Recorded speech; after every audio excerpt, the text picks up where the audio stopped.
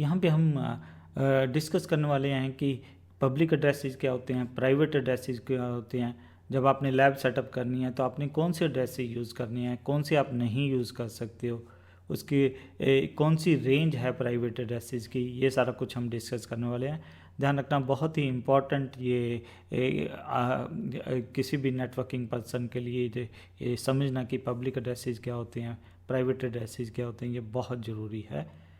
तो हम लेके चलते हैं कि भी जनरली हम जब ऑब्जर्व करते हैं कि किसी भी कॉलेज में चले जाओगे, आप ऑर्गेनाइजेशन में चले जाओगे, जहाँ इवन अगर आपने पर्सनल लैब बना रखी है, तो ज़्यादातर जो एड्रेसेस आप देखोगे वो हमेशा जो स्टार्ट होते हैं या तो 172 से स्टार्ट होते हैं, या 192 से होते हैं, या 10 से होते हैं। जो हमने भी अभी तक एग्जांपल लिए हैं उसमें भी हमने ज़्यादातर एड्रेसेस जहाँ तो 172 से शुरू हो रहे थे, जहाँ 192 से हो रहे थे, जहाँ 10 से हो रहे थे। तो हम क्यों नहीं 60 वाला क्यों नहीं यूज़ कर रहे, 130 वाला क्यों नहीं यूज़ कर रहे, या 180 वाला क्यों नहीं यूज़ कर रहे। तो इसके लिए हमें क्या अंडरस्टैंड करना पड़ेगा कि हमारे पास दो एड्रेसेस होते हैं, पब्लिक वाले एड्रेसेस और प्राइवेट एड्रेसेस वाले। प्राइवेट एड्रेसेस कोई भी यूज़ कर सकता है, वो फ्री हैं। दैट मीन कि मैं लैब बनानी है मैं भी यूज़ कर सकता हूँ, आपने बनानी है आप भी यूज़ कर सकते हो, या कोई और ऑर्गेनाइजेशन है वो भी यूज़ कर सकते हैं।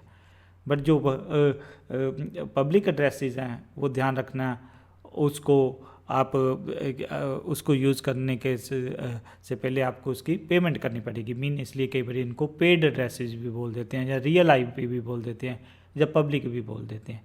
ध्यान रखना है जब भी आपने इंटरनेट एक्सेस करना है तो आपके पास क्या होना चाहिए, रियल आईपी होना चाहिए। ये अगर डायरेक्टली एक्सेस करना है, अगर इनडायरेक्टली करना है तो हमारे पास और मेथड होता है। ध्यान रखना कि वेबसाइट जब आप लॉन्च करते हो तब भी आपके पास जो एड्रेस होना चाहिए वो क्या होना चाहिए, रियल आईपी होनी चाहिए। प्राइवेट एड्रेस पे नहीं आप कर सकते हो लॉन्च। तो दोनों में क्या डिफरेंस होता है, पब्लिक एड्रेसेस क्या होते हैं, पेड एड्रेसेस होते हैं। ठीक है, इसको हर एक कोई यूज़ नहीं कर सकता, इसको हमें पेमेंट करनी पड़ेगी। बट वेबसाइट्स वगैरह के लिए जब हमने इंटरनेट एक्सेस करना है उसके लिए हमारे पास क्या होना चाहिए, एड्रेस का पब्लिक होना बहुत ज़रूरी है। प्राइवेट एड्रेसेस कोई भी यूज़ कर सकता है, पर उनकी लिमिटेशन ये है कि आप प्राइवेट एड्रेसेस को यूज़ करके डायरेक्टली इंटरनेट एक्सेस नहीं कर सकते हो। तो हम कौन कौन से उन्होंने प्राइवेट एड्रेसेस हमें दे रखे हैं, हमारे पास 3 रेंज है जो हम यूज़ कर सकते हैं।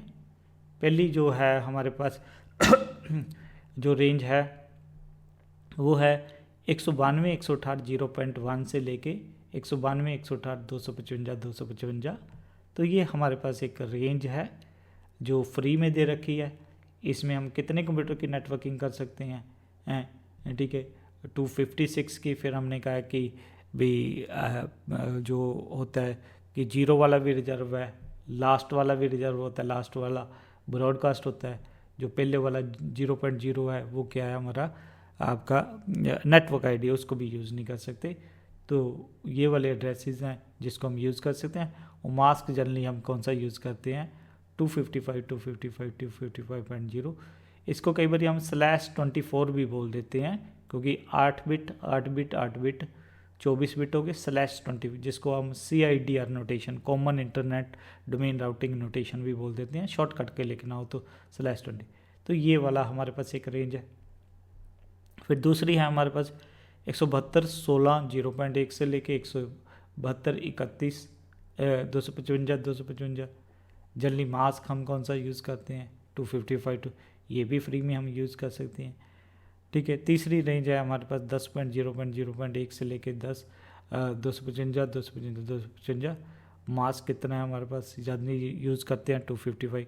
तो ये भी हमारे पास, तो ये ज़्यादातर जो हमारे पास एड्रेसेस हैं ये कौन से हैं, हमारे पास प्राइवेट एड्रेसेस हैं जिसको कोई भी यूज़ कर सकता है। बट इनको डायरेक्टली यूज़ करके हम इंटरनेट नहीं एक्सेस कर सकते हैं, यह ध्यान रखना।